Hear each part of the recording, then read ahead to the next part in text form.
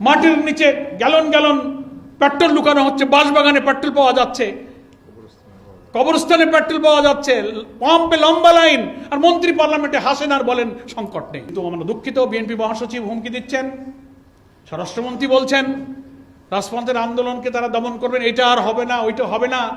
এ সব ভাষাই হচ্ছে আওয়ামী লীগের ভাষা, এটা ফ্যাসিবাদের ভাষায় তারা এখন আবার কথা বলছেন। চেঞ্জটা কি হলো?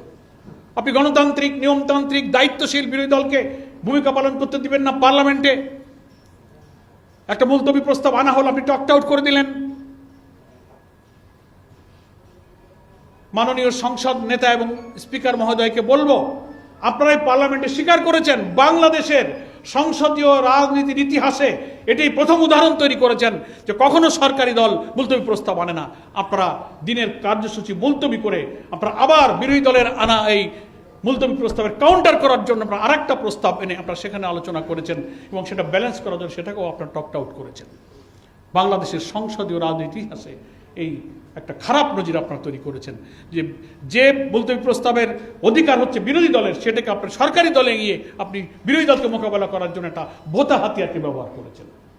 এই জন্য আমরা বাধ্য হয়েছি জনগণের কাছে যেতে, জনগণের আশা পূরণ হওয়া পর্যন্ত, গণভোটের রায় পূর্ণ হওয়া পর্যন্ত, সফল হওয়া পর্যন্ত আমাদের এই আন্দোলন ইনশাআল্লাহ চলবে। যদি আমরা দেখি পার্লামেন্টে বিরোধী দলকে অনার করা হচ্ছে, কোনো আলোচনা এবং জনরায় অনুযায়ী এটাকে সমঝোতার দিকে যাচ্ছে, আমরা নিয়মতান্ত্রিকভাবে সরকারকে we are ready to give all kinds of cooperation to the government, আমরা রাজি আছি। কিন্তু ঠেলে দেবেন না। এত রক্তের পরে একটা শান্তিপূর্ণ সহ অবস্থান, সহমর্মিতা, পলিটিক্যাল যে ডেমোক্রেটিক কালচার, সন্ত্রাস মুক্ত, ভায়োলেন্স মুক্ত, বৈষম্যহীন মানবিক বাংলাদেশের জন্য আমাদের তারুণ্যের যে শক্তি রক্ত দিয়েছে, সেই দিকে কিন্তু আবার ঠেলে দিবেন না, এটা আমরা সরকারের কাছে আবেদন জানাচ্ছি। তারপরে আমাদের জনদুর্ভোগ, মামুনুল হক সাহেব বলেছেন জ্বালানি, লজ্জাও করে না। যতবার জ্বালানি নিয়ে কথা বলার চেষ্টা করতে সুযোগ দেয়নি বিরোধী দলের একজন নেতা ব্যারিস্টার নাজিব মোমেন, এই জ্বালানি সংকটের জন্য উনি নোটিশ দিয়েছিলেন, স্পিকার সে নোটিশকে খারিজ করে দিলেন, আলোচনা হতে দেওয়া হলো না। প্রশ্নোত্তরে যখন বলা হচ্ছে তখন বিদ্যুৎ জ্বালানি মন্ত্রী, অন্য মন্ত্রীরা উত্তরে বলছেন দেশে কোনো জ্বালানি সংকট নেই। পররাষ্ট্র প্রতিমন্ত্রীও বললেন। আজব ব্যাপার, মানুষ হাসে। পেট্রোল পাম্পে বিশাল বিশাল শত শত গাড়ির লাইন, মাটির নিচে গ্যালন গ্যালন পেট্রোল লুকানো হচ্ছে, বাঁশবাগানে পেট্রোল পাওয়া যাচ্ছে, কবরস্থানে পেট্রোল পাওয়া যাচ্ছে, পাম্পে লম্বা লাইন, আর মন্ত্রী পার্লামেন্টে হাসেন আর বলেন সংকট নেই। তো হয় কেন এই লম্বা লাইন? ম্যানেজমেন্টের। আমাদের মামুনুল হক সাহেব বলেছেন যে দুর্নীতি, সিন্ডিকেট, অব্যবস্থাপনার চরম সংকটে জাতিকে ঠেলে দিয়ে এই সরকারের পক্ষে যে দেশ চালানো সম্ভব নয়।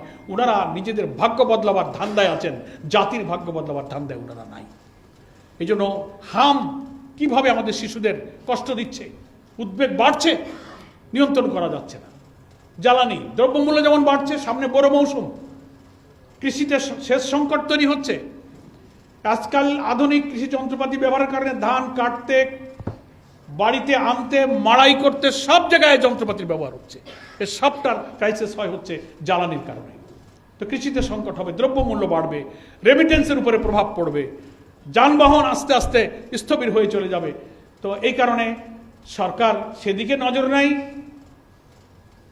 আমাদের ভোলার এক নারী নেত্রী, জামাত ইসলামের মহিলা নেত্রীকে একটা পোস্ট দেওয়া হয়েছে, হ্যাঁ সেটা হয়েছে আজকে। কিন্তু কেন একটা সিম্পল কি বলে ফেসবুকে সে একটা পোস্ট, একটা স্ট্যাটাস দিয়েছে, ন্যায়সঙ্গত একটা শেয়ার করেছে। আপনি তাকে, একজন নারীকে, তার একটা প্রতিবন্ধী বাচ্চাকে ফেলে রেখে আপনি তাকে গ্রেফতার করে হাত কড়া পড়ায় নিয়ে গেলেন। লজ্জা করা উচিত। যারা আইসিটি অ্যাক্টের কথা বলেন, সংবাদপত্রের স্বাধীনতার কথা বলেন, ফ্রিডম অফ প্রেসের কথা বলেন, পুলিশদের জিজ্ঞেস করলে বলে এটা ঊর্ধ্বতন কি কর্তৃপক্ষের নির্দেশে আমরা এটা করেছি।